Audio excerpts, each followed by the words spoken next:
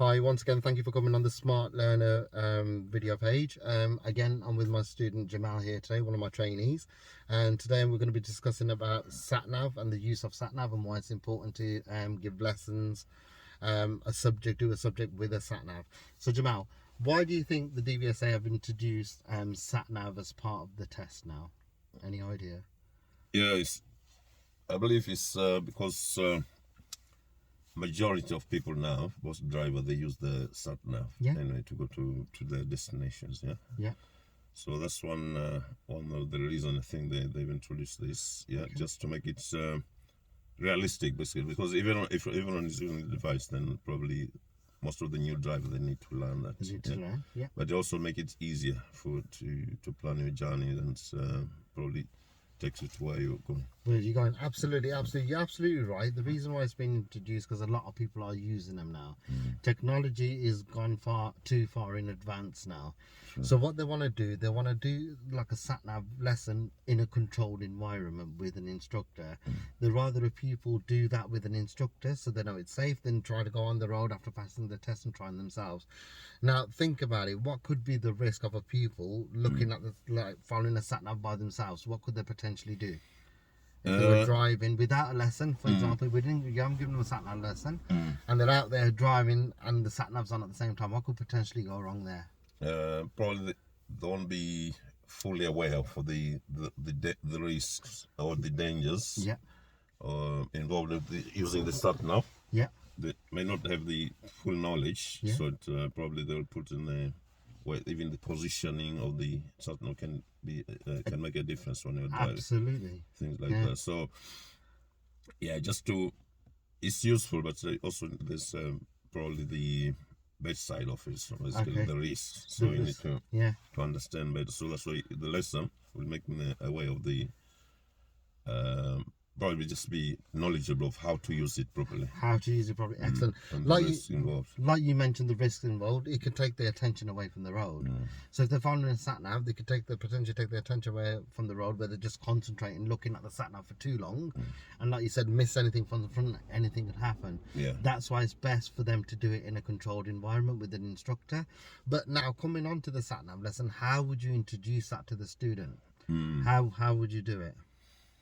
So imagine your learners with you and you want your today's lesson plan is sat-nav. How would you do the lesson plan? How would you start the lesson plan with them? Apart from the brief, when it comes to driving, how would you do it? Would you just get him to put in a route and follow the route all the way through? Would you do it? How would you do it? Well, we just plan for short journeys first. Let's put that in consideration. So you want to go like long journeys for the first time.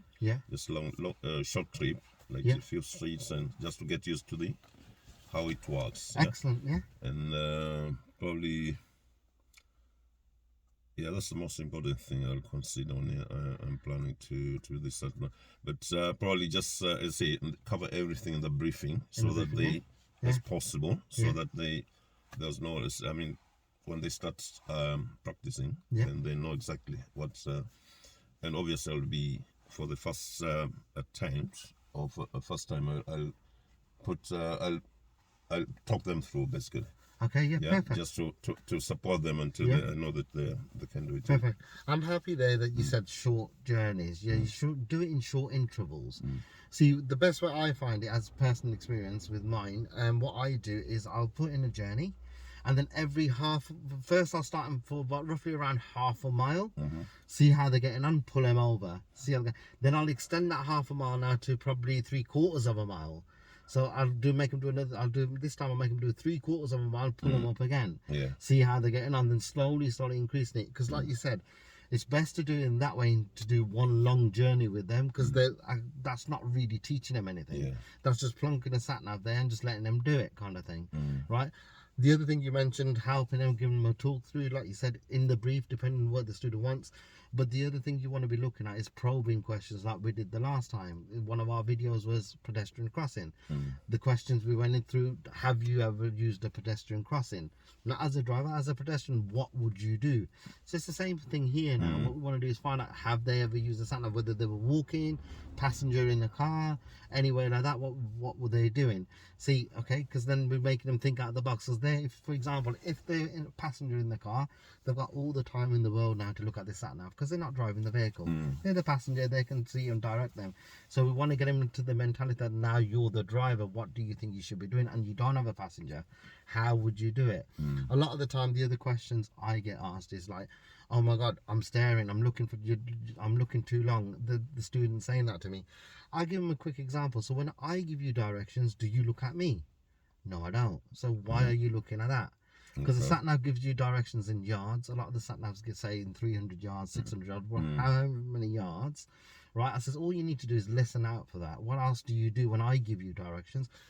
Start looking for the road. That's all you need to do as well. Do you know what I mean? It's like planning. Again, it comes down to planning. Because even though, like we had one of our training sessions, we were talking about gadgets and gizmos that can go at any time. We don't go by them. It's the same thing with the sat nav. You don't rely on the sat nav. You concentrate on road signs. You look for your road signs, your roads, where they are, where you're turning into. So you're listening to that, having a quick glance, but really, truly, you're focusing on the signs and the roads, wherever they may be, looking out for the giveaway lines, if any. Do you know what I mean? Looking for the openings, the gaps in the houses, whatever it may be. Yeah. Yeah? Does that make sense? Yeah. Yeah? It does. Yeah? Any questions on that at all? I think no question. No question? Yeah. Yeah? Okay. Makes sense. Perfect.